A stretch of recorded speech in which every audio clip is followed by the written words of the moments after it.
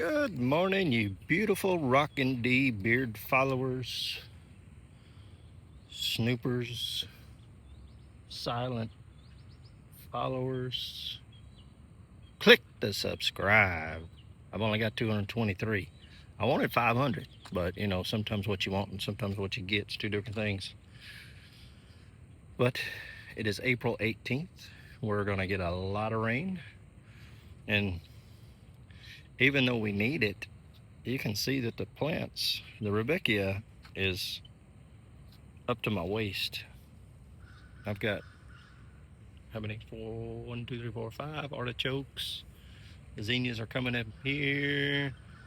The tomatoes. I've got, sunflower seeds that are 7 feet tall. The lettuce is the devil's ear and various, what is it? The crunch. And then there's some kind of French lettuce I can't pronounce, of course. But it's all trying to go to seed.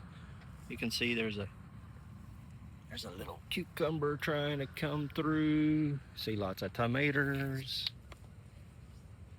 Still haven't figured out what this one's gonna be. I mean, who knows? I planted so much crazy stuff.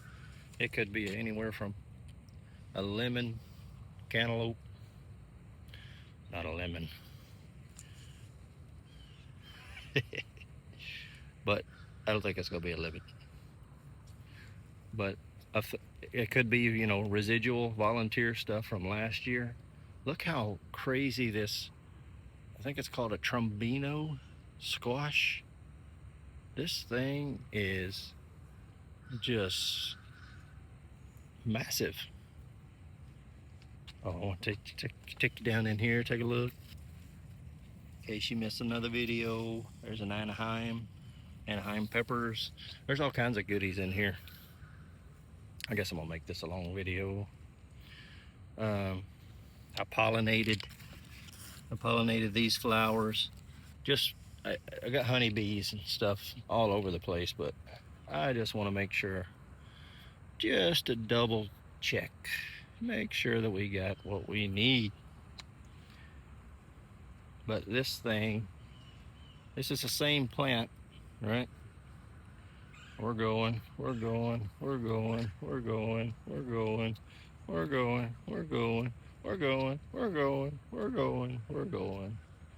Here's the tip.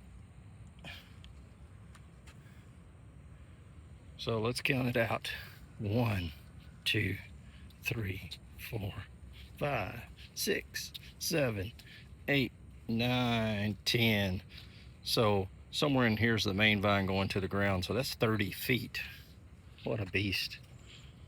Oh, look at those tomatoes back there. Oh, I see one that's a little bit turning red. I better fish that out later. I've got it on cinematics, so probably not going to see too much. These tomatoes are 6 feet tall, over 6 feet tall now. We're going to have a cold snap, and so maybe things will get maybe we'll have more tomatoes. It looks like, if you look right here, it looks like this one's just dropping this flowers. It's kind of odd.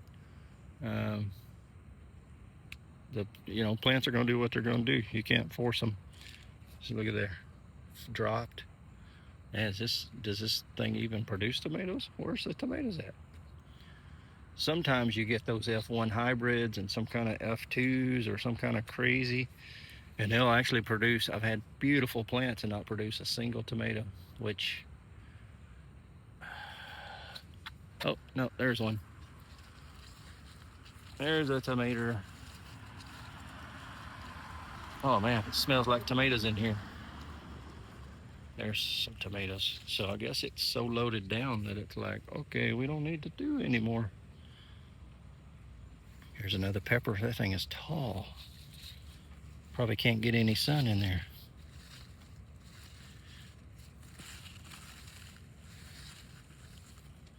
But that's the update. That's what's going on. Look at these squash. Look at this big jewel. This thing's huge. They don't sell these in the store because look at it. I mean, how are you going to package that and distribute it? So apparently it's an awesome squash, but the distribution side is just, farmers just can't, people just can't. Logistically, it's just impossible. So you don't get to eat it. Sorry for you. So sorry for your loss. Look at all these seeds. Mosquitoes are out already, in case you're just wondering. Onions back here, I haven't done really anything, so I don't know if they're gonna do anything. Some onions I haven't done anything and they've done really well.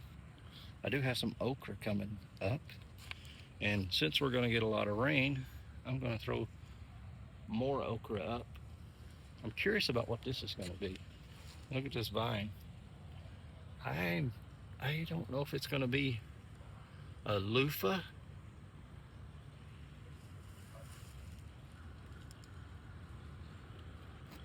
Maybe one of the loofah squash. I don't know. We're gonna see. Hopefully it'll produce something. But this is the April 18th update.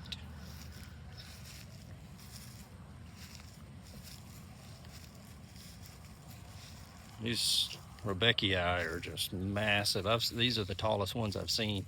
Like there's a lady around the corner. She's got some and they're just like little 2-foot.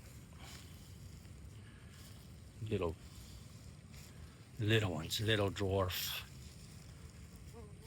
And I think mine grew like that last year, but I put them in this flower bed right here. So and they like it. So some good microbes going on. This soil it's paid off what I've done.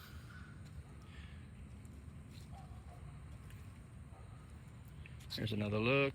There's tomatoes.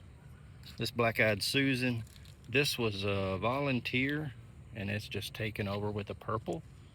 I kind of just let it grow. I like it. Kind of gives it a little bit of a contrast. There's a little bit of everything going on right here. I like it. But the purple flowers look really nice. The wind will blow and they'll all be gone in a minute. So that's why I like that black-eyed Susan. It'll stay there.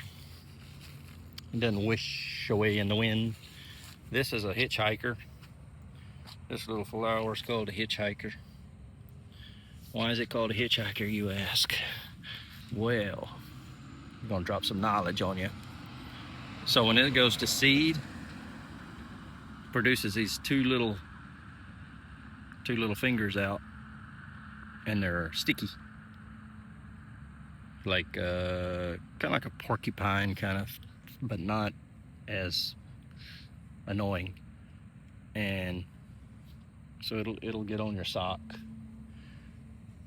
and it'll walk with you out here, and then you'll be working and it'll fall off and it'll grow. This is a hitchhiker. I don't know what the technical or Latin name is. It's probably something crazy, but I believe it's a native. Can't remember where I got it. I was walking along in the forest and it just hitchhiked on me and I picked it up and brought it home.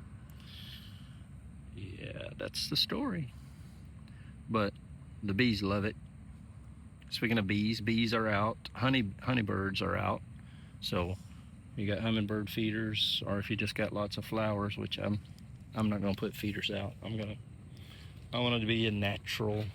I'm gonna be a naturalist now. I wish I had more butterflies and bees. It's kind of hit or miss. Some mornings there's lots of bees out here, and then sometimes there's not. So I don't know. Maybe they know the storm's coming. It's funny because I opened up a squash blossom, and it had just got through raining, and there was a honeybee inside the blossom when it had closed. So I don't know if the blossom trapped it. He stayed there because you'll see them sometimes. They're resting inside the bloom. So I don't know if the rain, he got wet. I don't know the circumstances, but anyway, he got free because I opened it up and found him, and he buzzed away. But it was pretty cool. Oh, here's the hitchhiker. This is the original hitchhiker. No, actually, that's wrong. The original hitchhiker is inside the backyard. That was the original one that I had planted on purpose. And I don't know how this one got here. I don't know how that other one got out here either. I didn't plant them.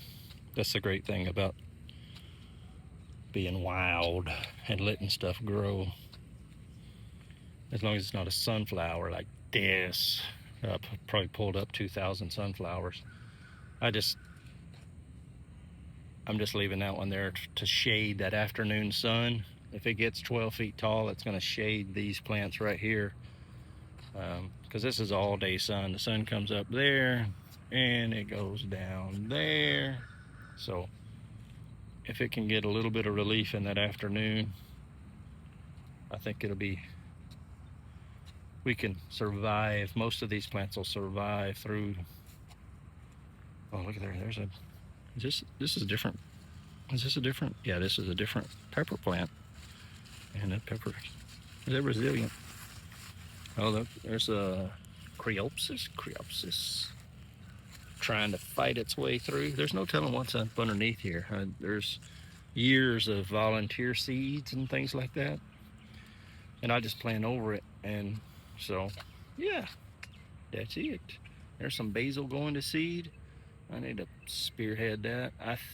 I did plant that basil.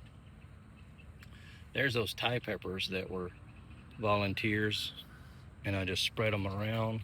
You can see, obviously, that one's getting more sun than this one because of the leaves. And this ground right here, the water is not doing so good. It doesn't water so well over here on this side compared to that side. And obviously, you can, for the most part, you can tell that this doesn't get the amount of water that does. I mean, you can kind of see where the line is. Yeah, I gotta fix it. Probably next time. So yeah, that's it.